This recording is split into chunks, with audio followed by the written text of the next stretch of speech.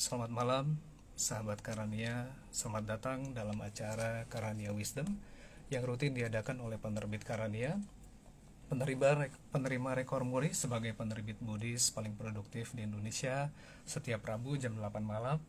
Kali ini bersama saya, Untung Wang, yang akan menjadi host pada malam ini. Namo Sang Hyang Adi Budaya, Namo Buddhaya. Selamat bergabung semua. Nah, 1 jam ke depan saya akan berbincang tentang buku Intisari Zen. Ya, bisa dilihat di latar belakang ini, Intisari Zen. Bisa ini ada di bukunya ada di tangan saya. Intisari Zen ini karya Ezra Baida. Ezra Baida adalah seorang penulis, guru Zen di Zen Center San Diego, California. Beliau telah banyak melangsungkan meditation workshop dan retreat di Eropa, Australia, dan North America. Ya, jadi beliau telah mengajar tentang Zen dan meditasi Zen selama cukup lama. Oke. Nah, untuk membincangkan buku ini malam ini Karania Wisdom telah berhasil mengundang seorang narasumber, dan narasumbernya adalah ini tokoh yang pasti sudah cukup familiar ya, terutama untuk para sahabat Karania. Pasti banyak yang telah mengenal beliau. Beliau adalah Bante Nyanagupta. Beliau adalah seorang praktisi meditasi, belajar Dharma di bawah asuhan Master Seng Yen di Dharma Drum Mountain, Taiwan.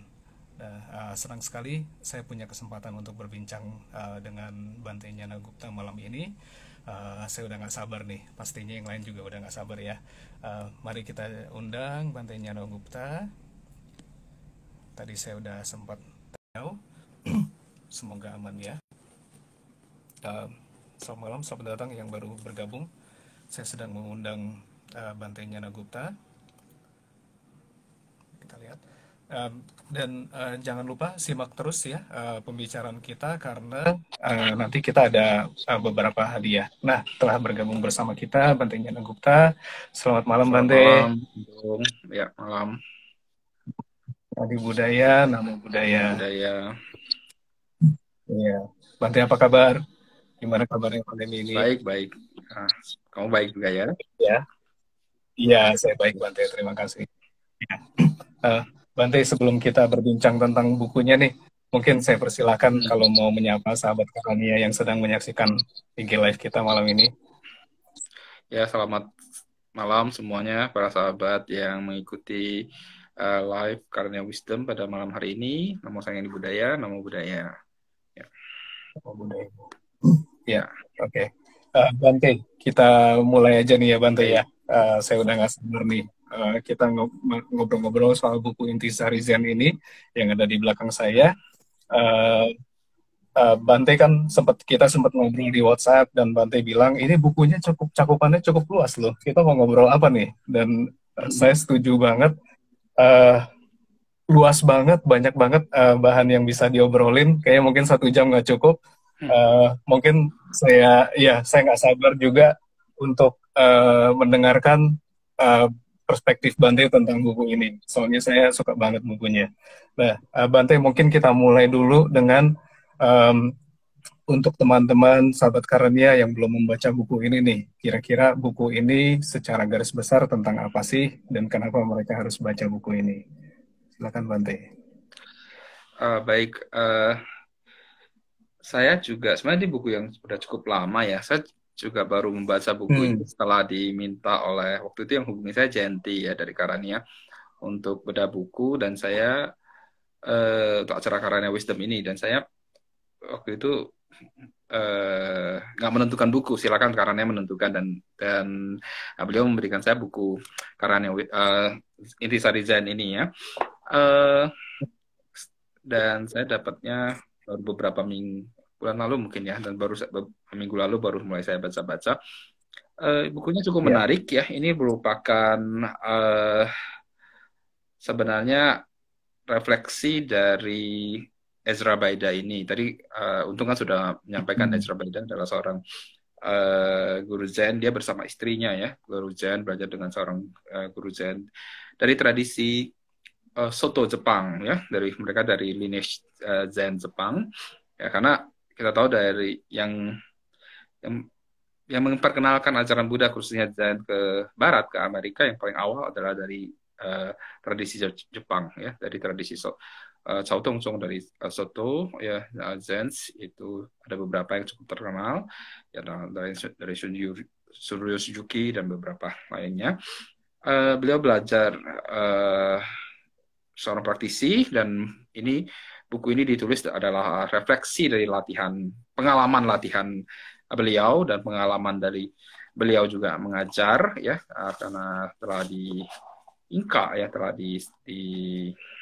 disetujui oleh gurunya untuk mengajar dan memimpin satu Zen Center di Amerika. Ini refleksi dari pengalaman latihan, dari metode yang dia praktekkan dalam tradisinya dia, yang kemudian beliau bagi menjadi 3 bagian, ya. Nah, 3 bagian di pendahuluan dia membaginya tentang pengenalan diri, kemudian latihan kesadaran, dan kemudian berbuat kebajikan, ya. Nah, beliau membagi konten buku ini menjadi tiga bagian ini dan menjadi beberapa subbagian. Cukup menarik. Ini adalah sebagai buat sahabat-sahabat yang mau belajar, yang mau membaca pengetahuan tentang meditasi. Ini suatu gambaran, suatu masukan juga, ya, suatu hal yang menarik. Dan sebenarnya dari tradisi manapun, ketika kita membaca pengalaman latihan dan refleksi latihan dari para praktisi, ini akan cukup memberikan inspirasi, memberikan motivasi buat latihan kita. Dan buat yang belum belajar meditasi, ini juga suatu pintu masuk, ya.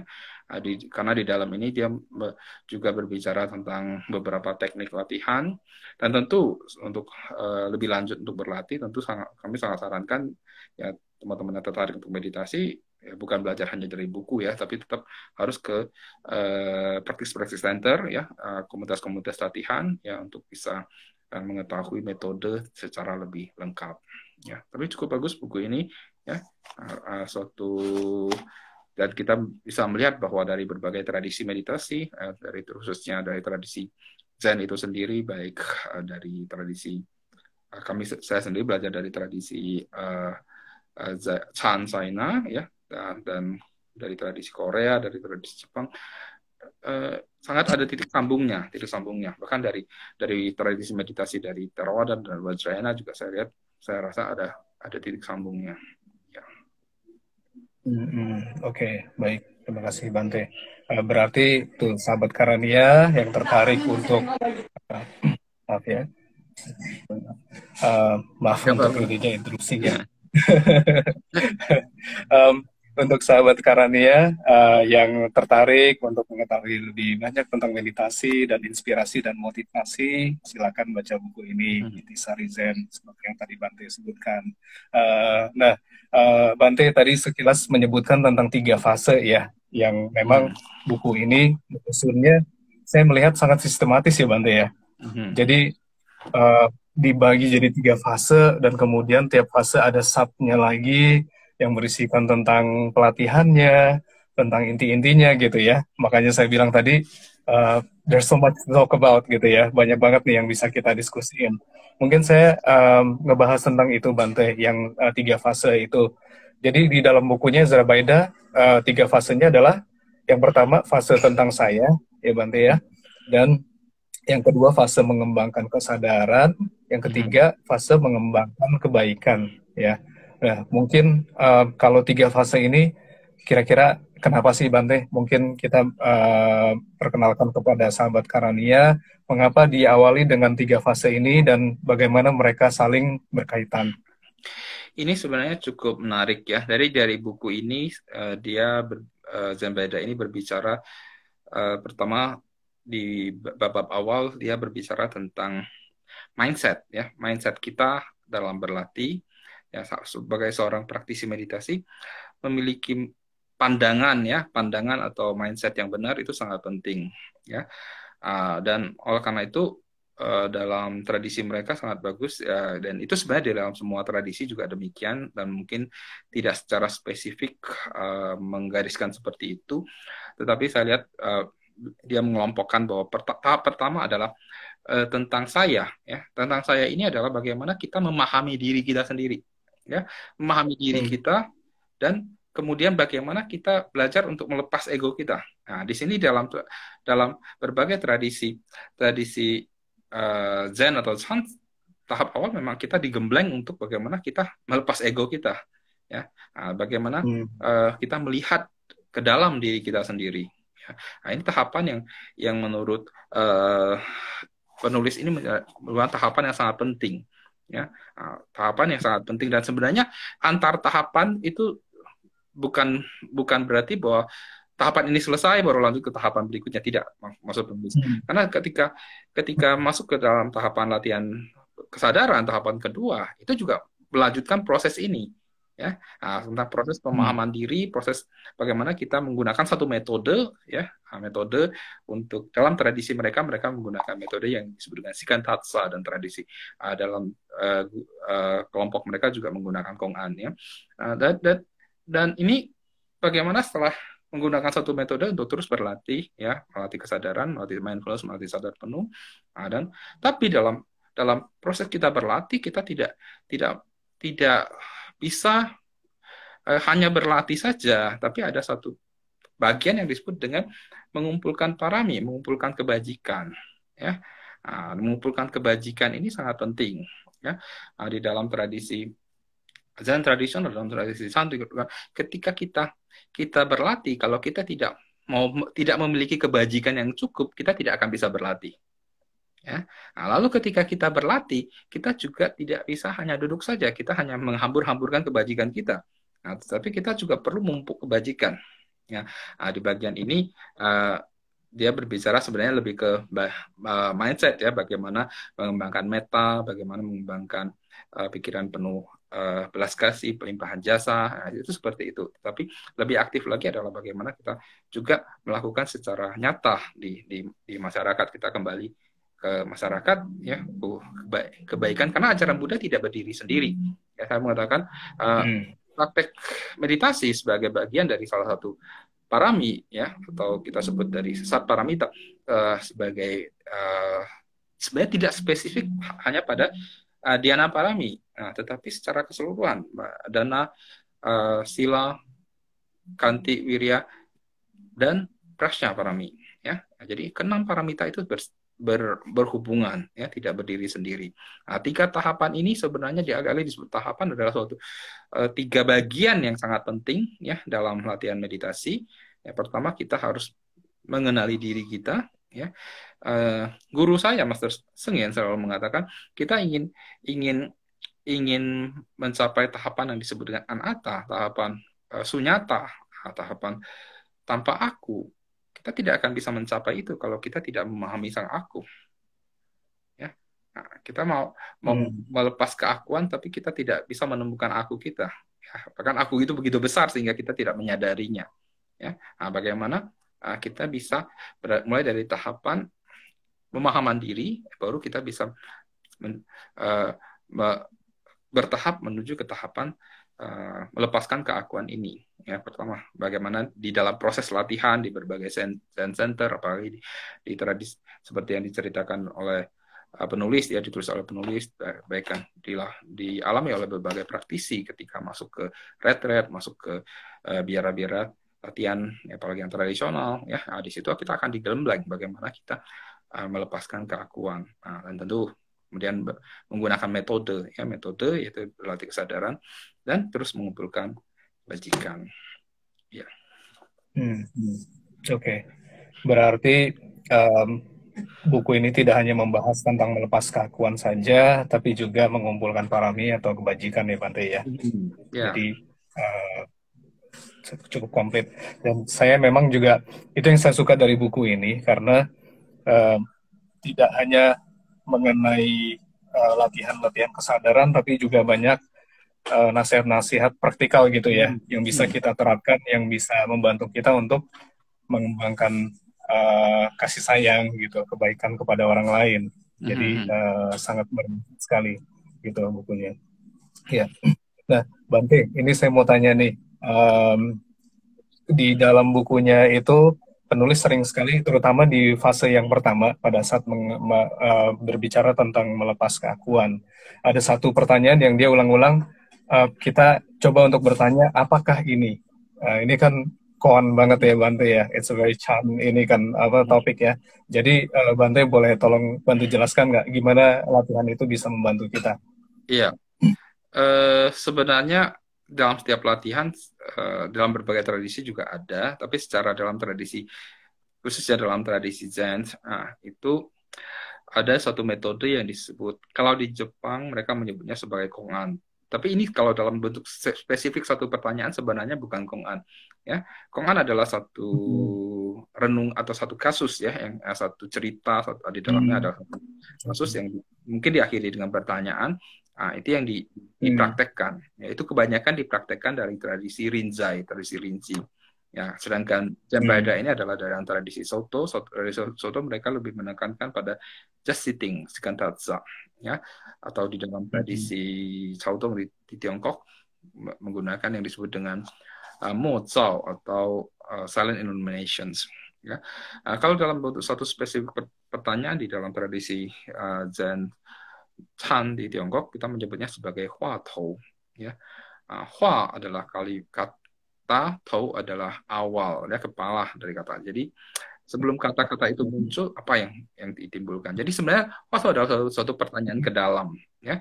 Pertanyaan ke dalam, ya, ada dalam bentuk pertanyaan yang tradisional, yang misalnya apakah sunyata atau semusu atau sebelum kita dilahirkan hakikat sejati kita itu apa? Wajah sebelum kita dilahirkan seperti apa? Itu pertanyaan-pertanyaan yang tentu dalam ketika diterjemahkan bahasa Indonesia kadang-kadang maknanya agak sedikit terdistorsi sih ya.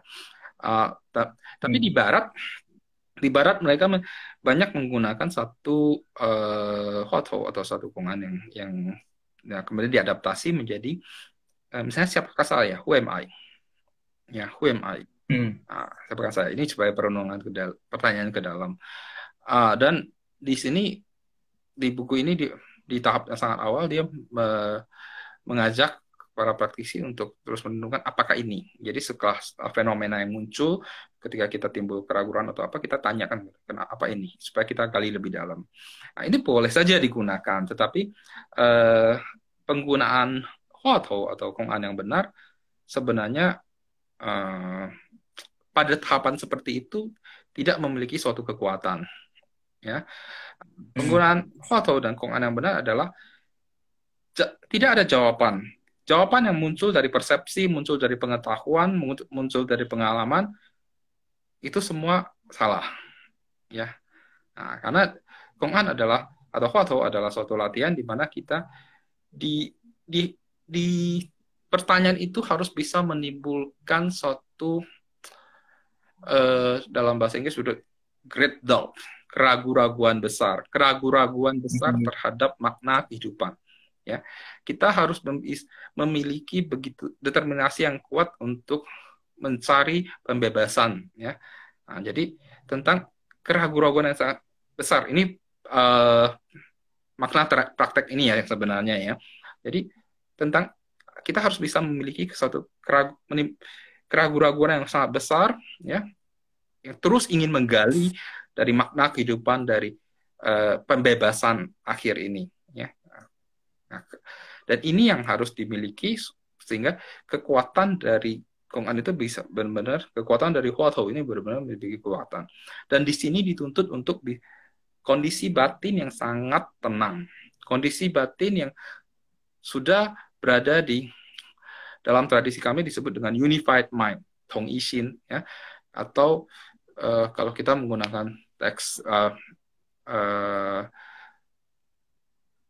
tahapan jana itu disebut dengan upacara samadhi ya, suatu kondisi konsentrasi tetapi belum masuk ke jana pertama ya, karena di dalam tradisi Zen kita tidak disarankan untuk masuk ke dalam konsentrasi yang terlalu mendalam karena konsentrasi tidak akan memiliki kekuatan. Jadi ketika kita sudah memiliki konsentrasi yang cukup, ini berbalik digunakan ya untuk menggunakan Kong'an atau Huatou ini. Ya. Nah, pada saat itu baru bisa memiliki suatu kekuatan di mana tidak lagi banyak muncul pikiran-pikiran acak atau distraction. Nah, atau uh, bentuk-bentuk, karena pikiran kita sudah sangat tenang ya, kita tidak akan, ketika kita bertanya apakah ini, ya nanti kita bertanya ini mungkin sakit, ini mungkin itu mungkin itu masih merupakan wandering thought ya, bentuk-bentuk pikiran yang yang sebenarnya belum berada pikir, karena batin kita masih sangat scattered ya, sangat acak ya, belum terfokus. Nah, penggunaan Huatou yang sebenarnya adalah dalam kondisi batin yang sudah terfokus. Baik, oke. Bante, saya sapa dulu teman-teman yang baru bergabung, Baik. sahabat Karania. Selamat malam. Terus simak pembicaraan kita. Nanti akan ada kesempatan tanya jawab. Pastinya banyak pasti yang pengen tanya nih pertanyaan sama Bante, especially mengenai ini topik yang ini ya. Oke. Bante, terima kasih penjelasannya. Mungkin kita supaya bisa berbagi tips ke sahabat Karania. Buku ini saya lihat seperti yang saya bilang tadi, ada banyak sekali latihan-latihan yang sangat bermanfaat ya Bante ya. Yang sebenarnya yang saya suka itu adalah dia bisa memberikan contoh-contoh, bukan hanya pada saat kita meditasi duduk ya, bahkan penulisnya juga bilang dia sempat sakit ya Bante ya, dan berbaring, dan disitulah dia melatih ininya meditasinya itu. Nah, di sini dia menyebutkan tentang latihan 3 nafas, Bante. Dan yang saya tertarik banget nih pada saat dia menggunakan latihan 3 nafas ini untuk membuat kesepakatan atau berkompromi dengan ego.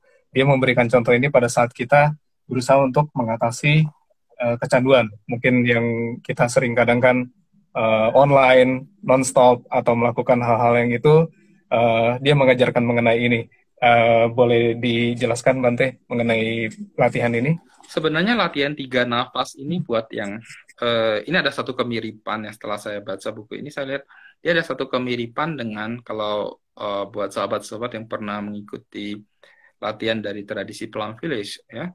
Nah, di Indonesia kan Plum Village dan Karania sudah bekerja sama beberapa kali membuat retret ya, mengadakan retret, dan Karania juga sudah banyak juga menerjemahkan buku-buku dari Master Thich Nhat Hanh. Thai atau Bante Thich Nhat Hanh memperkenalkan satu latihan yang disebut dengan lonceng kesadaran. Ketika kita mendengarkan suara genta, kita mengapati nafas masuk dan nafas keluar 3 kali. Ya, ini mirip sekali, ya, mirip sekali. Hanya di dalam latihan ini dia tidak menggunakan harus memperhatikan keluar masuknya nafas itu, tapi kita dia mengajak selama 3 kali nafas masuk nafas keluar, kita kembali ke tubuh ya, relax, intinya relax, menyadari tubuh, terus menyadari lingkungan ya. Nah, pada saat itu ya kita juga pada saat itu melepaskan semua yang sedang kita lakukan atau sedang kita amati, untuk kembali ke momen saat ini. Sangat mirip ya, pada prinsipnya sama. Nah, jadi seperti dia mengambil contoh ketika kita addicted dengan internet, kita terlalu lama browsing, kita terlalu gitu, kita kembali ke 3 tarikan nafas. Dan setelah itu mungkin kita akan menyadari bahwa kita sudah addict dengan ini. Bagaimana kita harus bisa melepas dengan ini. Nah, terus kalau setelah 3 nafas kita belum bisa melepas, berarti kita energi kebiasaan ini yang mendorong kita ya. Nah, jadi latihan seperti ini ya, ini kembali saya katakan ya, latihan ini ada kemiripan ya, dan saya nggak tahu apakah ini karena di dalam buku ini juga disampaikan Ezra Brida juga ketika mengajarkan meditasi jalan, dia juga menggunakan teknik dari Venerable Thich Nhat Hanh ya, karena beliau juga mengikuti retret dari Thai dan Venerable Thich Nhat Hanh. Dan di buku ini dituliskan ya di bagian bagaimana dia menggunakan gata untuk latihan meditasi jalan. Nah, ini mungkin ada satu kesamaan ya, itu ada satu kesamaan ya. Nah, hanya di sini kan beliau tidak berbicara secara spesifik, jadi untuk kita harus benar-benar bisa sadar ya. Nah, ketika kita sadar kita menggunakan latihan ini. Nah, kalau Venerable Thich Nhat Hanh lebih ke ada alat, kita pada tahap awal kadang-kadang kita sudah suka lengah, suka nggak sadar.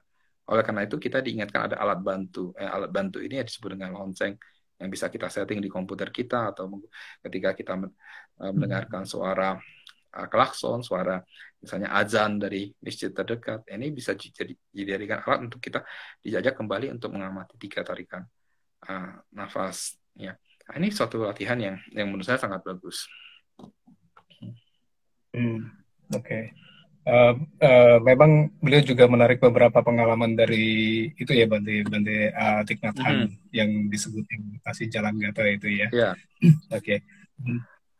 Untuk sahabat Karania yang memiliki pertanyaan, silahkan dituliskan pertanyaannya di kolom komentar. Nanti kita akan baca.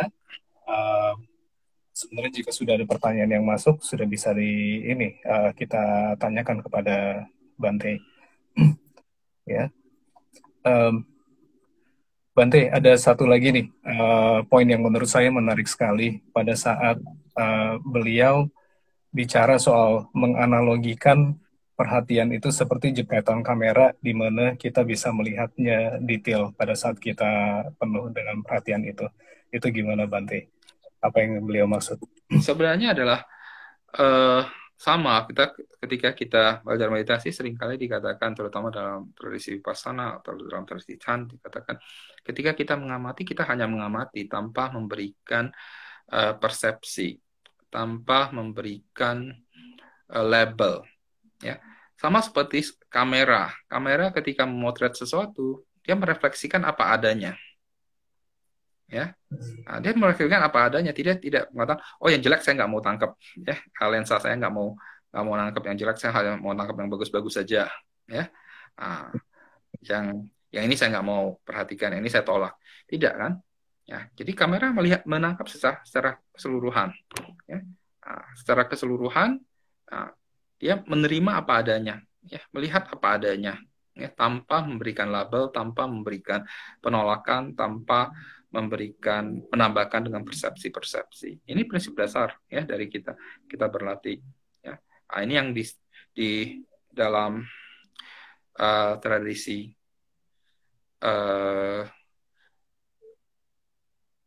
kami disebut dengan direct contemplations, zikuan, ya, direct contemplations. Ya. Ini bisa dilatih seperti ini.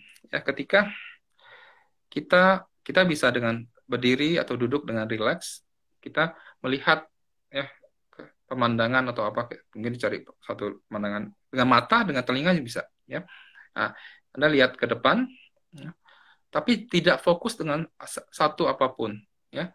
Kita hanya melihat, tentu mata harus rileks, seluruh tubuh harus rileks, kita lihatin semua, ya. Tapi tidak fokus pada salah satu objek, tidak fokus pada apapun, dan kita tidak memberikan komentar tentang oh ini ada burung yang lewat, oh ini ada mobil yang lewat, tidak, tapi hanya melihat, dan itu sulit, ya. Nah, itu tidak mudah, ya, pasti. Dan ketika kita sudah memberikan label pertama itu mobil, ya sudah stop di situ. Jangan tanya lagi mereknya apa, itu Mercy, itu Avanza, itu udah label kedua, ya, warnanya merah, sopirnya cantik nggak? Itu udah label, ya, label kesekian, kan itu kita memberikan label-label seperti itu, ya. Nah, kalau menggunakan mat ini memang sulit, kita butuh suatu konsentrasi, suatu ketenangan yang sangat mendalam sehingga benar-benar kita bisa seperti itu. Nah, tapi tahap awal kita coba berlatih, kita kita bisa melihat, kita berhenti sampai kita memberikan label ya, nama di tingkatan keberapa, ya. Kalau bisa stop di tingkatan pertama bagus, ya. Mendengarkan dengan telinga juga demikian, ya. Anda bisa praktekkan, Anda duduk dengan rileks, mata dipejamkan, hanya mendengarkan suara-suara, ya, dari luar, ya, tanpa ada satu suara khusus yang kita ingin dengar seluruhnya, dan kita tidak memberikan label itu suara itu bagus, suara itu jelek, ya, suara itu berbicara apa. Nah, ini juga suatu latihan, salah satu cara untuk melatih direct contemplation. Ya, itu saya rasa ada satu kesamaan dengan perumpamaan kamera yang tadi disampaikan. Oke. Ini tadi saya lihat di chat ada satu Reza Antonius, ya. Dia berbicara bahwa itu dia menggunakan foto pada saat kacau akan sangat Ya. kuat digunakan.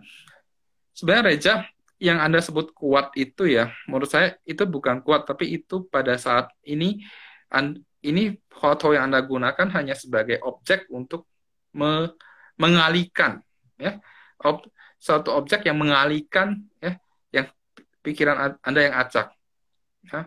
Nah, eh, tetapi kekuatan dari foto itu belum maksimal, ya. Nah, hanya bisa membawa ke tengah, hanya membawa ketenangan. Tetapi ketika ketika itu, ya, pikiran kita masih masih menganalisa, ya. Anda masih menggunakan pikiran analisa untuk menganalisa menganalisa foto, ya, menganalisa pertanyaan itu, ya. Nah, itu bukan belum sampai pada latihan yang intinya, ya.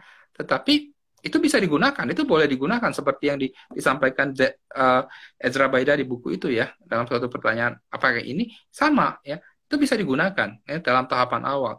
Tetapi tahapan selanjutnya adalah bagaimana Anda mengembangkan konsentrasi, ya. Nah, coba berikutnya waktu yang Anda gunakan benar-benar sharp, benar-benar tajam yang bisa uh, langsung ke dalam, ya. Nah, ya seperti itu, ya. Nah, praktek foto Hmm. yang yang yang yang diajarkan, ya, dalam tradisi uh, Dharma Drum, dalam tradisi uh, Rakusan yang diajarkan oleh Mas Seng yang adalah seperti itu, ya. Ya nggak tahu, ya, dalam setiap guru setiap tradisi memiliki memiliki pengajaran yang berbeda-beda, ya. Tetapi dalam banyak guru yang kami ikuti dalam beberapa retret foto, ya, ya memang harus begitu, ya. Tahap awal bisa tentu, ya, bisa, ya, ketika pikiran sedang kita kalau kita tanya, dia akan memiliki efek untuk menenangkan, ya, karena kita fokus kita ke objek ini, ya. Tetapi pada saat kita sedang menggunakan foto ini, dia tidak memiliki ketajaman untuk lebih lebih ke dalam untuk memunculkan prasna, ya, karena pikiran kita masih sangat sangat terdistrak dan kita masih menggunakan istilahnya kebijakan pinjaman ini, ya, untuk menganalisa pertanyaan ini untuk dan akhirnya memunculkan jawaban-jawaban yang dari hasil analisa itu tadi. Baik. Terima kasih Bante jawabannya. Untuk Bung Reza Antonius, terima kasih pertanyaannya sudah dijawab ya oleh Bante. Eh, Ngomong-ngomong Bante, kita jadi punya sistem baru. Biasanya kita suka membagi-bagikan buku ya untuk sahabat Karania. Sebelumnya kita memberikan kuis dan jawaban yang baik akan diberikan buku. Kali ini kita mencoba sistem baru di mana pertanyaan terbaik akan diberikan buku gitu ya. Ya, Jadi untuk Bung Reza Antonius, terima kasih pertanyaannya. Silakan hubungi kami melalui DM supaya kita bisa organize untuk kirim bukunya ya. Untuk teman-teman yang lain, sahabat Karania, silakan dipersilakan kesempatannya untuk bertanya. Ya, bisa di kolom komentar atau bisa juga melalui icon yang question mark ini. Ya, saat ini masih kosong question ya. Ayo, masih ada 2 buku lagi. Ini saya rekomen sekali ya Bante bukunya. Karena memang tapi saya harus baca beberapa kali sih karena dia sangat detail ya ya. ininya. Ya, Bante ada pertanyaan lagi nih dari Renaldi. Namo Buddhaya Bante, apakah kita bisa menggabungkan metode Chan dengan metode Nianfo? Terima kasih Bante. Bisa, ya. Di dalam di di semua perguruan Chan di Tiongkok saat ini tidak ada yang tidak Nianfo, ya. Nah, semua biara-biara Zen, biara-biara Chan di Tiongkok mempraktikkan Nianfo. Tetapi berbedanya dengan praktisi Pure Land atau tanah suci. Nah, praktisi Pure Land Nianfo adalah untuk terlahir di tanah suci Buddha Amitabha. Harus memiliki aspirasi. Ya. Praktisi Chan, ya, bagian ini tidak ditekankan, ya. Setelah itu Anda mau kalau memang Anda ingin terlahir di tanah suci, Anda mau beraspirasi mencampurkan dengan praktek Pure Land, boleh-boleh saja.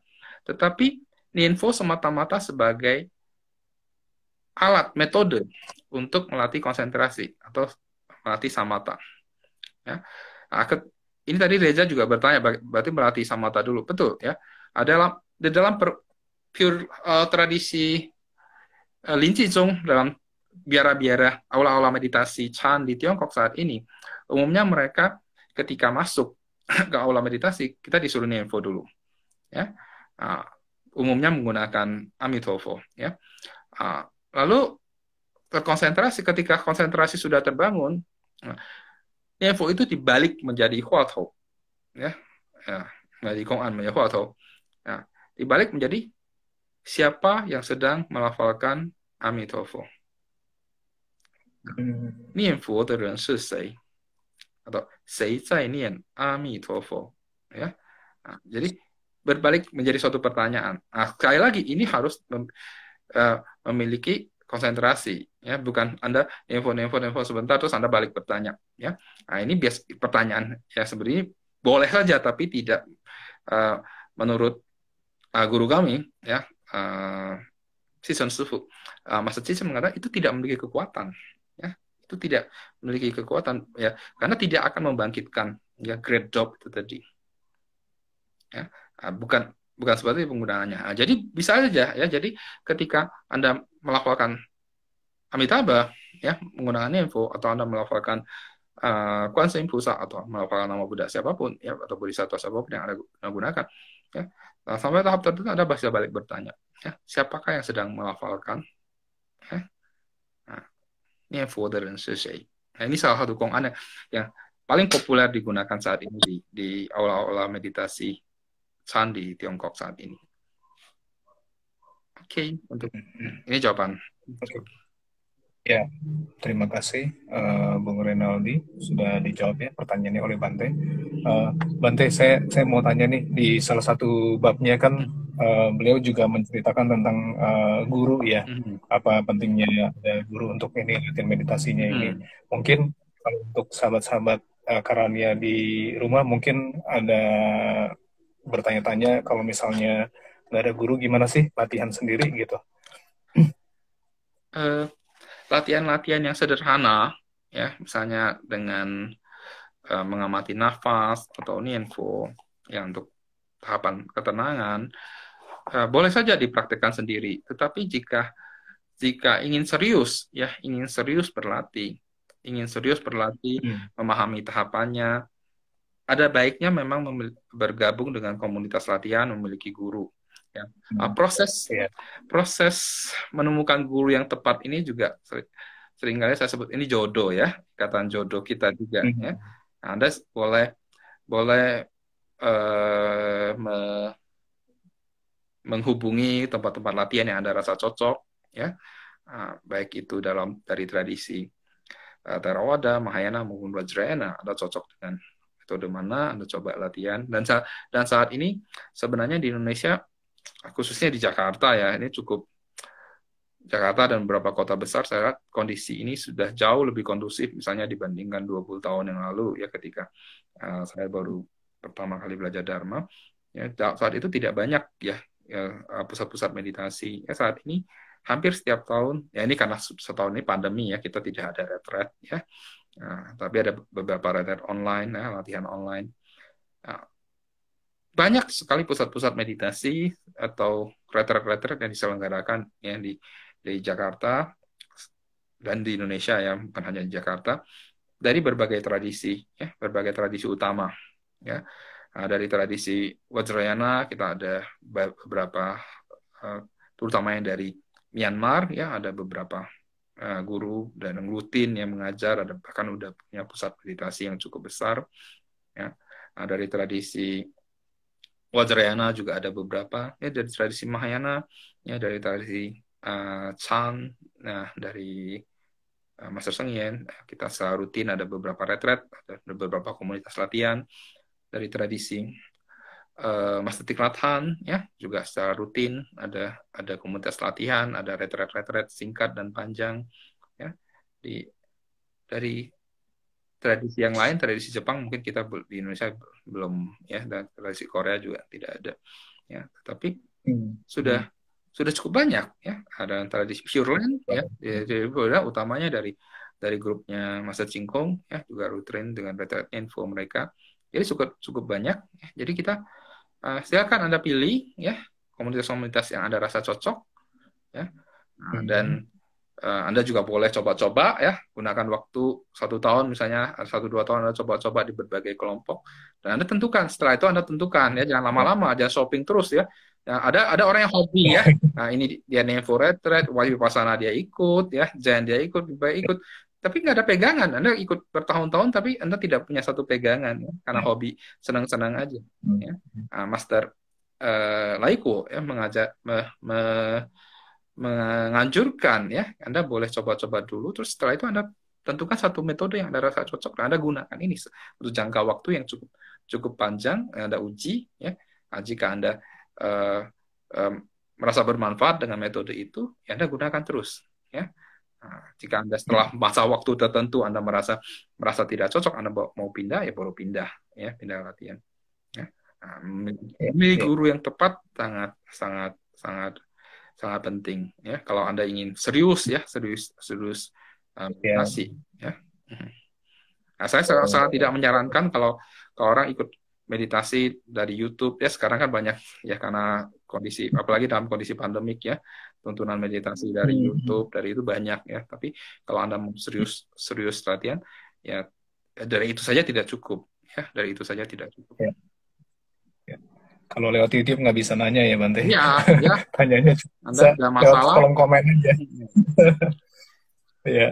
Dan buat saya juga begitu. Kalau Anda punya pertanyaan tentang meditasi, saya akan tanya dulu ke you belajar dari mana ya. Nah, kalau you belajar dengan tradisi misalnya tradisi yang lain ya, saya tidak akan menjawab, karena itu bisa berbeda penanganannya ya, penekanan setiap metode bisa berbeda-beda ya. Nah, jadi itu. Jadi bertanyalah ke guru yang di mana Anda belajar ya. Oke, baik. Terima kasih, Bante. Bante, ada beberapa pertanyaan lagi nih. Saya bacakan ya, dari Susana ya. Kalau objek meditasi memakai konsep anatta, melihat semua fenomena tanpa ada suatu aku, boleh minta penjelasan, Bante, pemakaian cara ini? Ini mirip dengan yang dibahas di buku ini ya, Bante, tentang fase tentang pemahaman saya itu. Apa betul, Bante? Iya, tetapi sebenarnya bagaimana bukan, kembali lagi, ini bukan sebatas analisa ya. Nah, dalam berbagai tradisi Anda harus bisa sudah cukup tenang, cukup damai, cukup terkonsentrasi, baru Anda bisa melakukan perenungan terhadap Dharma. Ini kalau dalam tahapan Vipassana, pada tahapan keempat ya, Satipatthana, yang merenungkan Dharma ya, melihat, karena Anda akan bisa memahami semua yang timbul tenggelam ini adalah tanpa diri, tidak kekal, dan itu adalah anatta ya. Dan ini adalah refleksi langsung, pemahaman langsung ya. Nah, bukan dengan analisa ya. Jadi tahapannya tetap harus menggunakan tahapan metode yang tradisional, tidak ujuk-ujuk Anda meditasi terus Anda mau mengamati anatta ya. Dari mana Anda mengamati ya ketika Anda tidak tenang? Dalam tradisi, misalnya tradisi yang digunakan Vajrayana, tradisi Tatsa, ini juga demikian. Anda latih duduk untuk bisa setidaknya mulai dari postur dulu ya, lalu menggunakan nafas ya, sampai benar-benar berkonsentrasi, Anda tenang, Anda baru bisa melihat bahwa merontokkan semua keakuan, merontokkan semua itu ya. Nah, kalau tahapannya dalam yang diajarkan oleh guru kami, saya adalah bagaimana Anda memiliki unified mind, sesintongi ya, tubuh dan pikiran kita menyatu. Kemudian Anda mengembangkan keluar diri kita, pikiran dan diri kita menyatu dengan lingkungan, bahkan kemudian menyatu dengan semesta. Dengan demikian kita keakuan kita demikian pelan-pelan rontok. Nah, baru dari situ kita melihat semua fenomena yang muncul, sering digambarkan suatu danau yang tenang, semua yang muncul di atasnya terrefleksi apa adanya. Lalu cermin yang cermin yang cermin yang berkilau ya, cermin yang bersih, semua yang ada di hadapannya dimunculkan demikian apa adanya, tanpa labeling, tanpa persepsi aku kita. Nah, dari situ itu baru benar-benar kita bisa memahami anicca dan anatta ya, termasuk bentuk-bentuk yang muncul juga demikian ya. Jadi misalkan kalau memang menggunakan itu, Anda coba misalnya kalau di dalam tradisi Buddhism awal, Anda bisa membaca Satipatthana Sutta ya, Mahasatipatthana Sutta. Di situ ada penjelasan yang cukup bagus juga ya. Baik, oke. Terima kasih Bante. Ada pertanyaan lagi nih dari saudara Hengki Nyoto. Malam Bante, boleh minta nasihat Bante untuk Buddhism Sekte Zen ini, apakah lebih menitik beratkan ke meditasi kah daripada puja, ataukah menitik beratkan kegiatan lainnya? Semua kegiatan yang Anda sebutkan adalah meditasi. Ya. Nah, dalam tradisi Zen, duduk, berjalan, bekerja, ya, semua adalah meditasi. Ya. Nah, tentu penekanan terhadap latihan, ada latihan-latihan intensif ya, di mana di dalam retret ya, di mana ada latihan-latihan yang lebih intensif, perpaduan antara duduk dengan gerak. Nah, kemudian dalam aktivitas sehari-hari, anak-anak kita tidak selamanya berada dalam retret, kita tidak selamanya berada dalam kondisi duduk. Ya, bagaimana kita dalam kondisi gerak, dalam aktivitas sehari-hari kita juga bisa menerapkan latihan sadar penuh, ya, latihan meditasi itu ke dalam pikiran kita, ya. Nah, pada saat sedang mandi, sedang menggosok gigi, sedang ke toilet, ya, sedang buang air, sedang masak, sedang menyapu, ya, sedang berjalan, ya, sedang melakukan aktivitas, ya, itu juga bisa berupa latihan, ya.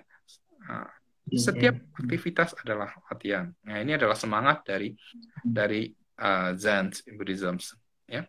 Nah, termasuk ya puja bakti ya juga latihan, ya. Buat yang hobi puja bakti ya silakan puja bakti, itu juga satu latihan, ya. Oke. Jadi semua yang dilakukan adalah meditasi ya Bante ya. Selama kita ada kesadaran di sana. Ya, tentu di dalam biara-biara Buddhis, biara-biara Zen tetap ada puja bakti pagi dan sore, itu pasti ya, termasuk di Jepang juga demikian ya. Nah, tapi tentu tergantung metode pengajaran dari setiap guru ya, juga beda-beda. Apalagi di Barat mereka mengajarkan ke khalayak umum yang bukan Buddhis ya, tentu bagian puja ini akan hilang ya. Tidak masalah. Ya. Oke, baik. Berarti ada pertanyaan lagi dari saudari Agustina Lim 89. Apakah ada syarat yang harus terpenuhi agar kita tahu telah menemukan guru yang cocok buat kita, Bante? Anumodana, Bante. Gimana nih, Bante? Kita tahu dari mana kalau kita udah menemukan guru yang cocok? Ya, ketika Anda cocok, ya, kalau Anda sudah menemukan guru yang cocok, Anda akan tahu Anda sudah menemukan guru yang cocok sih ya.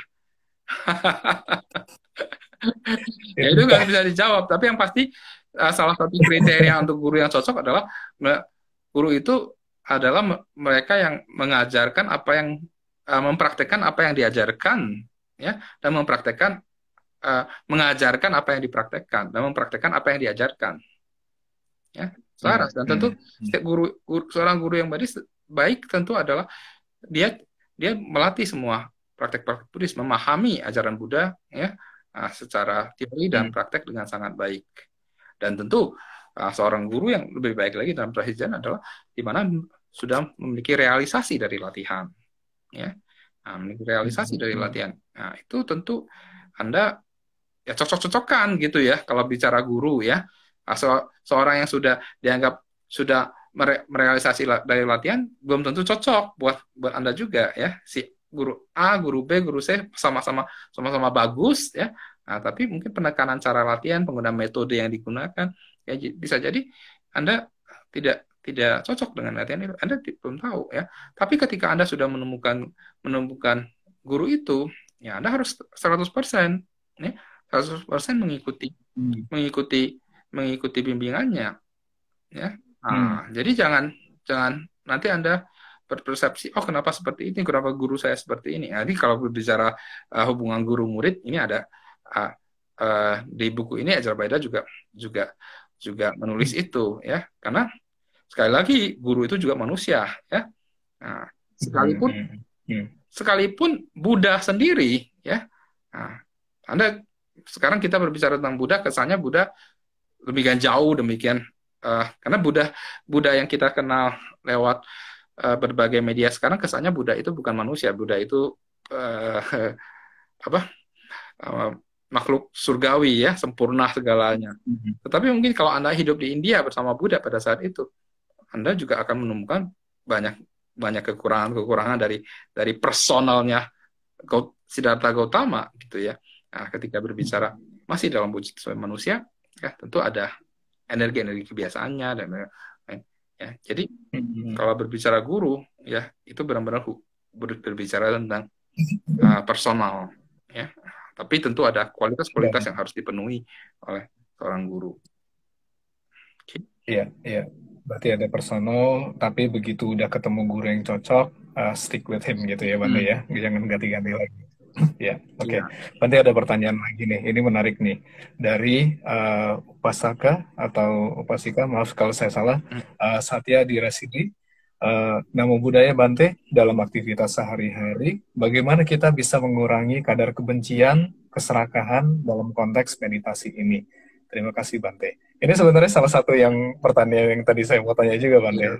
Salah satu chapternya membahas tentang ini ya Bante ya, tentang mengamati kebencian ini gitu. Silakan Bante. Iya. Ketika kita sudah menyadari kebencian, menyadari keserakahan itu muncul, sebenarnya itu sudah langkah yang sangat bagus. Ya. Nah, seringkali kan kita tidak menyadari dan tidak mau menyadari. Ya. Nah, setelah menyadari itu, bagaimana kita menerima dia apa adanya. Ya. Ya.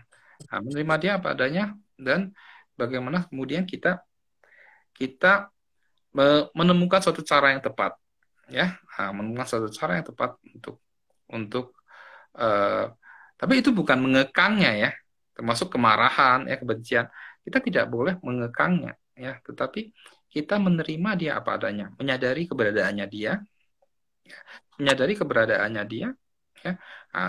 Dan ketika kita sudah menyadari keberadaannya dia, ya kita akan mampu ya untuk melepaskannya. Nah, kalau saat itu tidak mampu, ya, nah, kita harus menimbulkan rasa rasa dalam bahasa Mandarin sanhui, ya, rasa koneksinya agak terputus-putus ya kalau di saya. Kalau di iya. Sekarang di udah agak lebih baik. Gimana? Sekarang udah agak lebih baik. Iya, baik. Cuma tadi agak sedikit ini terpotong ini jawabannya. Ya. Ya. Jadi tahapan pertama adalah kita jangan ada penolakan terhadap emosi atau keserakahan itu, ya. Nah, kemudian, kita kalau kita sudah menyadari, tentu kita tidak akan mengikutinya, ya, ya. Nah, dan kita bisa kemudian mentransformasikan energi kebencian, keserakahan ini dalam bentuk yang lain, ya.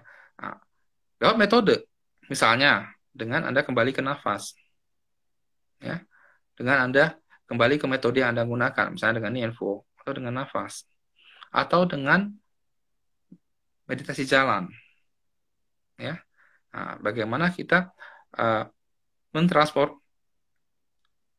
mentransformasikan energi kebencian, keserakahan ini ke dalam energi mindfulness, energi sadar penuh. Ya. Tahap yang paling penting adalah jangan menolak dia. Ya. Nah, jangan menolak dia. Kita tidak membiarkannya dia, ya. Kita tidak membiarkan energi keserakahan, kebencian ini membawa kita hanyut. Nah, tetapi kita juga tidak mengekang dia. Ya. Nah, ini adalah salah satu poin yang sangat penting dalam latihan. Ya. Kita tidak mengekang dia, tapi kita mentransformasikannya dengan metode. Ya. Nah, kalau Father Martin Alhan suka memberikan perumpamaan seperti bayi yang sedang nangis, ya.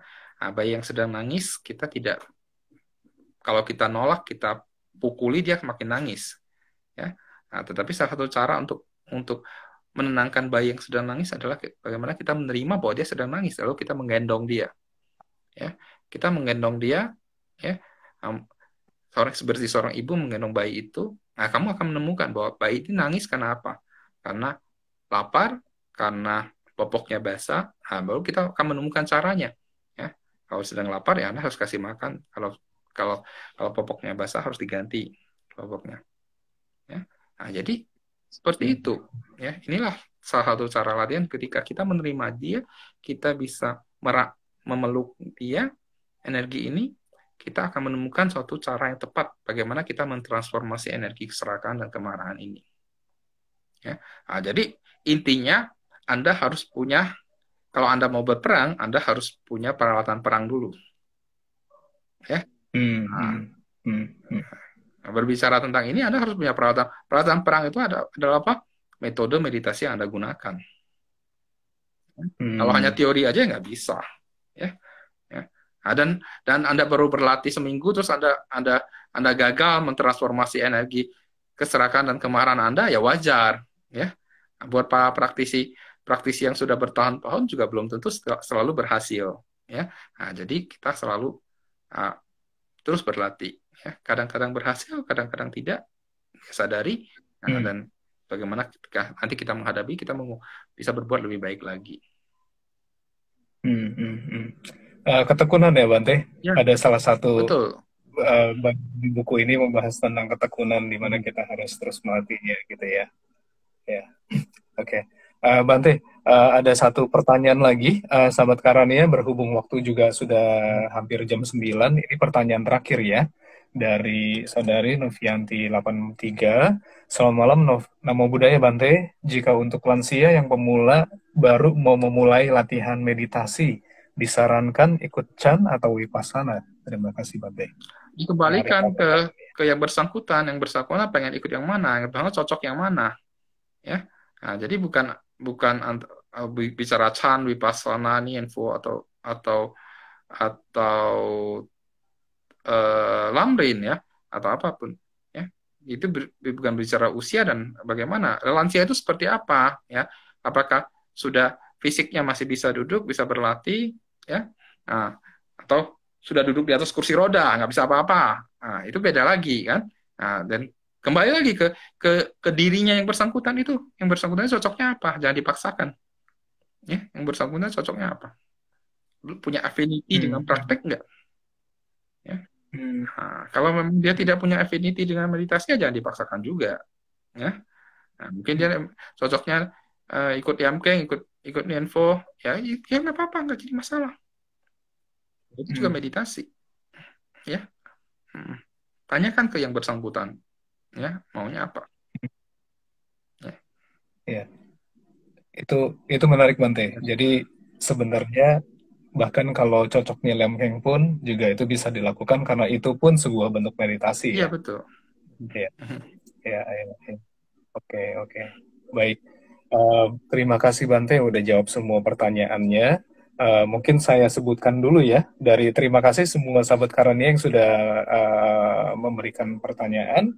Mungkin dari Bante ada nggak pertanyaan yang menurut Bante tadi, that was a good question. Gitu. Semuanya good question. Nanti dari panitia, dari kamu, dari Karania yang nentuin deh. Ya, baik. Siapa tahu dari Bante ada yang stick out gitu ya. Kalau begitu, dari panitia, tadi yang pertama udah ada Saudara Reza Antonius ya, thank you, kita udah sebutkan. Dan mungkin kalau menurut saya pertanyaan Upasaka Satyadira Siri itu juga menarik mengenai meredakan kemarahan, karena itu juga ada dibahas di buku ini. Jadi sahabat Karania jangan lupa, please buy this book, ini bagus banget, saya juga suka banget bacanya. Dan kemudian dari Hengki Nyoto juga menarik mengenai tadi pembahasan tentang semuanya adalah meditasi ya Bante, yang tadi Bante bilang gitu ya.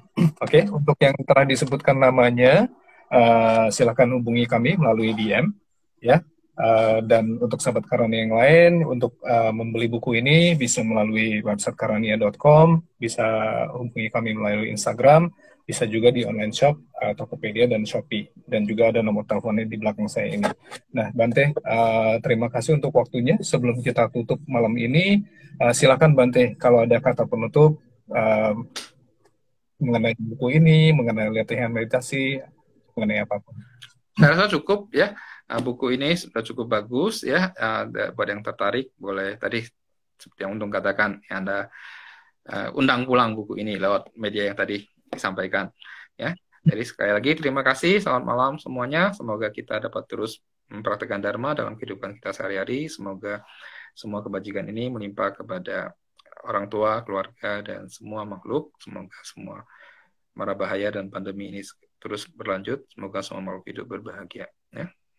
Selamat malam. Ya, malam Bante. Terima kasih sahabat Karania telah bergabung.